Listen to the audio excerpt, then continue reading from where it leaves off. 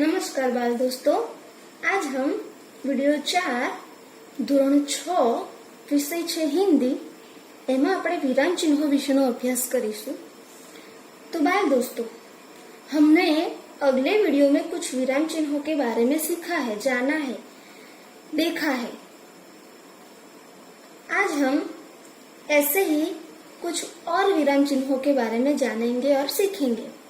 तो पहले वीडियो में हमने जो देखा, जो जाना, जो सीखा वो है पूर्ण विराम। तो पूर्ण विराम का चिन्ह है ये। पूर्ण विराम कब लगाते हैं? ताकि जब कोई वाक्य पूरा हो जाता है तो अंत में ये चिन्ह लगाते हैं, इसे कहते हैं पूर्ण विराम। इसी तरह दूसरा है अल्प विराम। तो जब वाक्य अभी पूरा नहीं हुआ है और बीच में हम कहीं रुकते हैं तो वहां पे लगाया जाता है अल्प विराम। फिर आता है प्रश्नवाचक चिन्ह। इसका चिन्ह है ये। तो ये कहाँ लगाया जाता है? ताकि जब हमें किसी से कोई माहिती प्राप्त करनी हो, कोई जानकारी चाहिए, हम किसी के उत्तर जब हमें चाहिए तो हम प्रश्न पूछते हैं। जैसे कि आप कहाँ जा रहे हो, तो सामने वाला व्यक्ति आपको जवाब देगा। तो जब वाक्य पूरा होता है तो अंत में ये चिन्ह यानी कि प्रश्नवाचक चिन्ह लगाया जाता है। फिर आता है विस्मय आदि बोधक चिन्ह। ये चिन्ह जब कोई भाव प्रकट करना हो, हर्ष का, शोक का, तो ये चिन्ह लगाया जाता है। फिर है योजक चिन्ह, यानी कि जब कोई दो शब्द को जोड़ना हो, जैसे कि सुख और दुख, छोटा बड़ा, ऐसे शब्दों को जोड़ने के लिए योजक चिन्ह का उपयोग किया जाता है। तो ये जो है, इनके बारे में हमने अगले वीडियो में देखा था। तो आज हम ऐसे ही कुछ और विराम चिन्हों के बारे में जानेंगे। तो आज है अवतरण चिन्ह।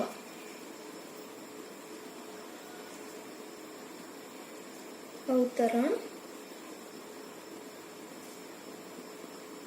चिन्ह।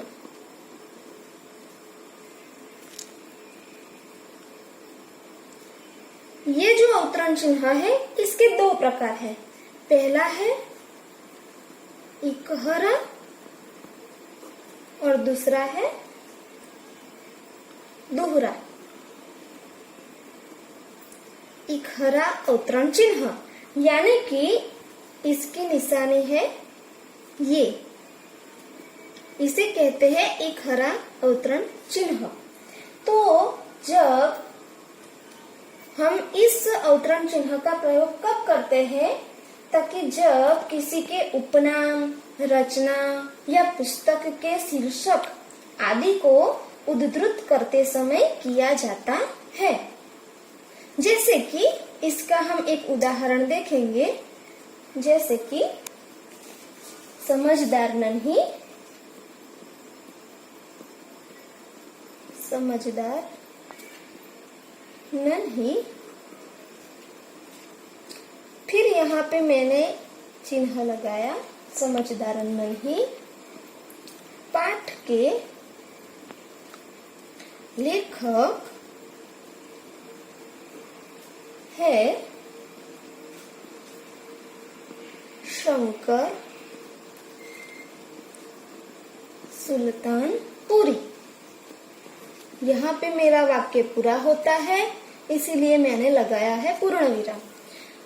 फिर देखेंगे समझदार नन्ही पाठ के लेखक है शंकर सुल्तानपुरी। तो यहाँ पे समझदार नन्ही, ये जो मैंने अवतरण चिन्ह लगाया है उसे कहते हैं इकहरा। यानी कि हम जब कोई शीर्षक, रचना, पुस्तक, ऐसा कोई नाम जब लेना हो तो वो इकहरा अवतरण चिन्ह में लिखना पड़ता है। इसी तरह हम दूसरा लिखेंगे सूर्यकांत त्रिपाठी का उपनाम है निराला। मैंने यहाँ पे इकहरा अवतरण चिन्ह लगा दिया है। यानी कि हमें यहाँ ये कहा गया है कि सूर्यकांत त्रिपाठी जो है उनका उपनाम क्या है तो कि निराला। तो ये जो निराला शब्द है उसे हमें अवतरण चिन्ह में लिखना पड़ता है। इसी तरह हम दूसरा उदाहरण देखेंगे। हमने दयालु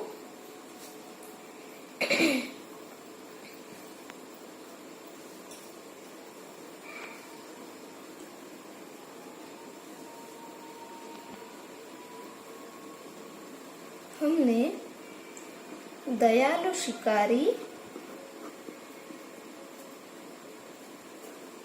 कहानी पढ़ी। यहाँ पे वाक्य पूरा हो गया, इसलिए मैंने लगाया है पूर्ण विराम। हमने दयालु शिकारी कहानी पढ़ी। तो ये जो दयालु शिकारी है वो पाठ का शीर्षक है, इसीलिए मैंने इखरे अवतरण चिन्ह में इसे रखा है। तो बाल दोस्तों, आप अवतरण चिन्ह के दो प्रकार यानी कि इखरा अवतरण चिन्ह और दोहरा अवतरण चिन्ह, तो इखरा अवतरण चिन्ह के बारे में आपने सीखा। अब हम देखेंगे दोहरा अवतरण चिन्ह।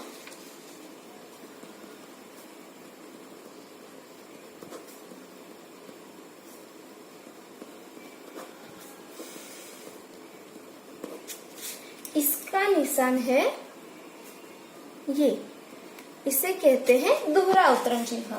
तो जब किसी व्यक्ति के कथन को मूल रूप में उद्धृत करने के लिए दोहरे उद्धरण चिन्ह का प्रयोग किया जाता है, यानी कि जब किसी ने कोई बात कही हो तो जो बात कही है उसे प्रस्तुत करने के लिए हमें दोहरा अवतरण चिन्ह लगाना पड़ता है। जैसे कि मेरे पिताजी ने कहा था कि कल तुम जरूर आना। तो कल तुम जरूर आना ये किसने कहा तो कि मेरे पिताजी ने। तो वो जो है सेंटेंस उसको हमें दोहरे अवतरण चिन्ह में रखना पड़ता है। हम उसका उदाहरण देखेंगे। महात्मा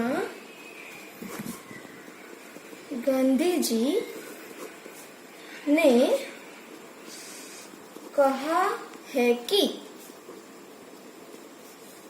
फिर क्या कहा है तो यहाँ पे लिखेंगे हम दोहरे अवतरण चिन्ह में, प्रार्थना ही आत्मा की खुराक है। तो यहाँ पे वाक्य पूरा हो गया। तो हम इस तरह दोहरे अवतरण चिन्ह का उपयोग करते हैं। सीधी सी बात है, जब किसी ने कुछ कहा हो तो जो कहा है उसे हमें दोहरे अवतरण चिन्ह में लगाना पड़ता है। जैसे कि शास्त्री जी ने कहा, शास्त्री जी ने नारा दिया,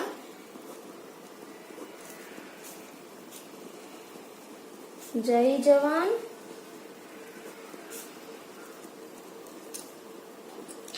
जय किसान। तो ये जो नारा दिया है उसे हमें दोहरे अवतरण चिन्ह में लगाना है। तो बात दोस्तों, इस तरह हमने इखरा अवतरण चिन्ह और दोहरा अवतरण चिन्ह के दो प्रकार, इसके बारे में हमने अभ्यास किया।